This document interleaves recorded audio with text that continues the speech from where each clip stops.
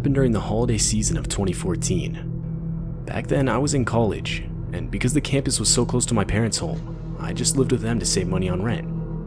Ever since I was a kid, every holiday season my parents would take our family on a 2-hour drive to the next state over to see extended family. Their plan was to leave Friday morning, but because I had school, I had to drive myself down later that night, and that's what I ended up doing. I'd say it was around 8 p.m. when I left, so at that time of year almost completely dark outside. Anyway, I was driving down the highway, which should be noted was almost completely dead. There wasn't much for civilization on the route I was taking. I remember going for around an hour when my car started making weird noises. I honestly just tried to ignore it, as the car was old, so it would occasionally do that. But eventually it started slowing down. I literally put the pedal to the floor, but it didn't do anything. That's when my heart dropped, realizing I was out of gas. I meant to fill up on my way back from school, but completely forgot. And like a lot of other things on the car, the gas light was broken, so I had no reminder. Only about a 20-minute walk away was a small town that I knew for a fact had a 24-hour gas station, so I guess things could have been worse. I started my walk, and when I finally made it there, I quickly bought a container, filled it up, and started walking back. Fast forward another 20-minute walk, and I made it back to my car. I filled it up and got inside. But right as I started my car, the headlights revealed some man maybe 50 feet in front of me. Like, no car, just this guy that came from the exact same direction as I had only a couple minutes ago. When he got to my car, he started making a hand signal to tell me to roll down my window. Now, my first instinct was to drive off, but he was leaning on the front hood of my car, and I didn't want to hurt the dude. So I rolled down my window only an inch to hear what he had to say, and possibly get him to move just enough for me to drive off without hitting him. But no, he stayed right on my car. He then asked me if I could give him a ride, as his car had broken down just up the road. But I knew for a fact this was most likely a lie. I had just walked from that direction, and I didn't see any broken down car. I responded saying, sorry dude, I gotta get going. There was silence for a bit, until the guy went on about feeling tired, and if I could at least give him a water or something. I told him sure, and reached over to my glove box where I keep extra waters. Like I expected, he moved closer to my window, and now off my car. Figuring this might be my only opportunity to get away, I hit the gas and sped out of there. As I was pulling away, I heard an ear-deafening scraping sound on the side of my car. Along with this, the guy started chasing my car for a bit until giving up. Most disturbing, though, was the fact that nowhere on the side of the road was a broken down car.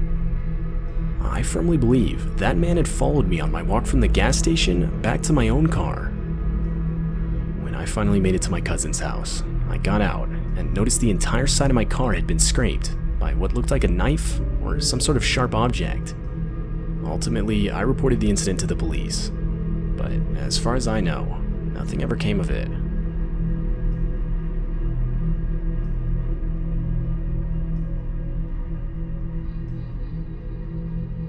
There are some nights in your life that are very hard to forget. I had one of these nights approximately 20 years ago. I was a 17-year-old male, and I was planning on staying out all night with a couple of high school friends of mine. I'll call them Paul and Alex for now. All three of us had relatively strict parents who wouldn't want us out late, and at the time there was a 1 a.m. curfew for people under 18 anyway. So Paul, Alex, and I decided to each pull the old trick of telling our parents that we were sleeping over at one another's house. We talked about how much fun it would be to have no set time to come home, and to be completely free for a night.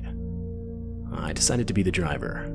I had an old Camaro that was as souped up as I could possibly get it on a 17-year-old salary. It was in good shape, and we figured it would be fun to mess around in on that particular night. Anyway, I picked up Paul and Alex. From what I could remember, it was around 10 o'clock at night, and we were off to see where the night would take us. We aimlessly drove around for a while. We stopped for some food, and cruised around the local area until we started to get bored. The night seemed longer than we anticipated. Eventually, we decided it would be fun to drive to a neighboring state's tourist area, and we then drove 45 minutes or so till we got there. I don't recall too much going on at the time we arrived. It was probably 2 in the morning by then. Come around 3 o'clock and we were again starting to get bored, but that wouldn't last long. We were driving down an unlit street. Other than the illumination from my headlights and the dim lights from houses or businesses that were set far from the street, it was complete darkness. There were lines of parked cars on both sides of the congested area. And that's when I noticed one had pulled out of a parking space behind me and was now following me. The car had no lights on and was slowly getting closer to my bumper. Alex and Paul were constantly looking back at the vehicle.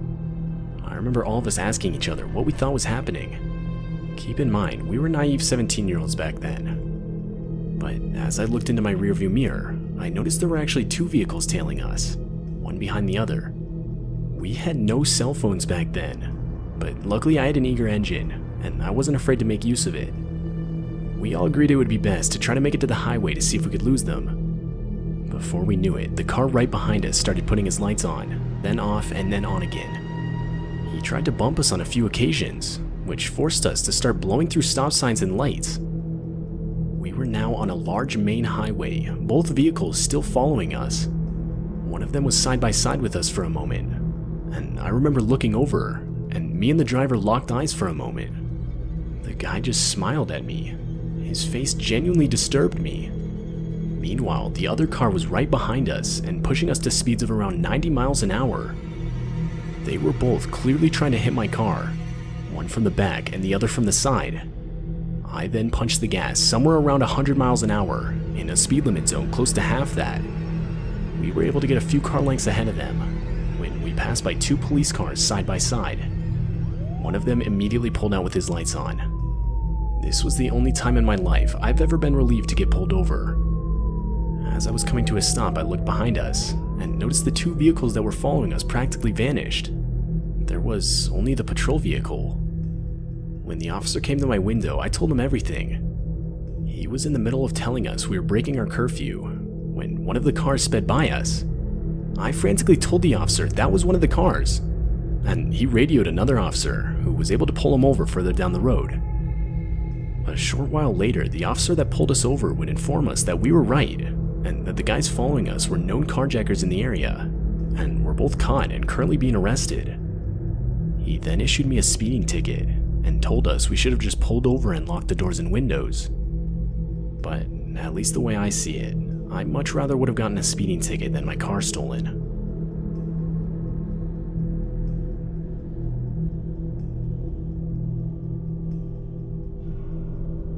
I'm 23 and live in a semi-rural area.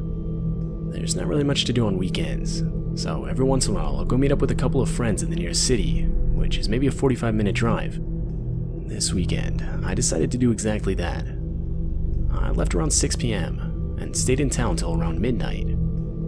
Everything was normal until about 5 minutes into my drive back home. Now, something that needs to be mentioned is I'm not a night owl by any means.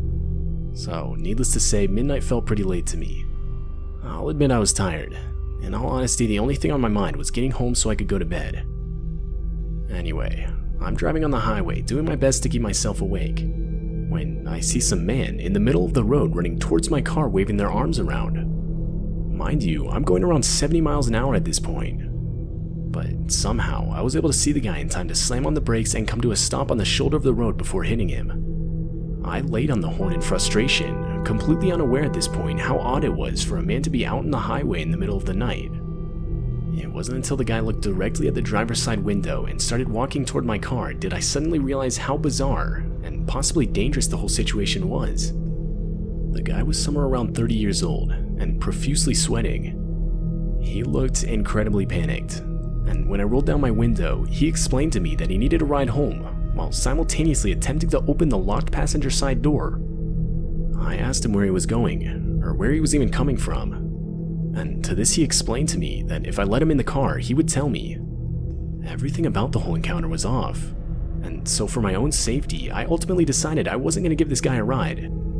I told him this, but didn't want to just strand the guy, so I asked him if there was anyone he knew that I could call to come pick him up.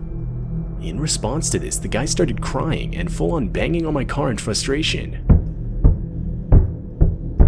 And at that, I sped away. Looking in my rearview mirror, I noticed the guy attempting to chase my car, but quickly fading into the distance. After maybe 5 minutes, I called 911 to report the guy. I informed the operator that somebody had been running in the middle of the highway. I also gave his description and explained how he had begged me for a ride, and when I drove away started chasing me. The next morning, I called the police department for a follow-up to my call, and it turns out the officer who responded to it found the guy. Apparently he was found again running in the middle of the road. What disturbs me most is the fact that the guy was identified to be responsible for an armed robbery of a nearby gas station just 30 minutes before my encounter with him. I'm pretty confident that at the time the guy was under the influence of something. I mean, I've never seen somebody act like that. Thinking back on the whole experience makes me wonder what this guy really had planned if I had let him in my car, especially considering he was armed.